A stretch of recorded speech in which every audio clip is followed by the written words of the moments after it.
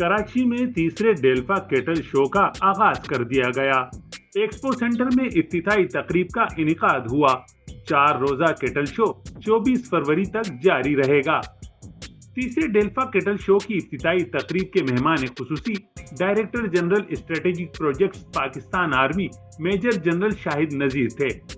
इस मौके पर बदर एक्सपो सॉल्यूशंस के सीईओ जुहैर नसीर, डेल्फा के patron in chief Haris Mithani, Sindh enterprises development fund के CEO Khizar Pervez, director general Sindh institute of animal health Karachi Nazir Hussain Kalhoro और दीगर तकरीब का हिस्सा थे।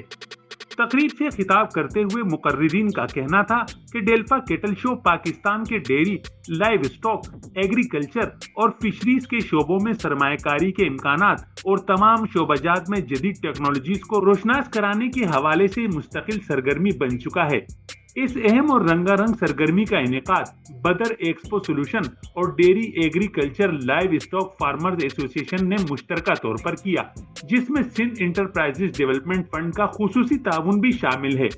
केटल शो में आला नस्ल के मवेशियों का मुकाबला, बैनुल-अक़वामी सतह पर मवेशियों की मशहूर नस्लों, नादिर और नायाब घोड़ों और ऊंटों की नुमाइश का भी इनेकाद किया जाएगा। 4 रोजा केटल शो में सकाफती प्रोग्राम्स भी मुनक्किद होंगे और साथ ही फूलों और पालतू जानवरों समेत परिंदों की नुमाइश का एहतिमाम भी होगा।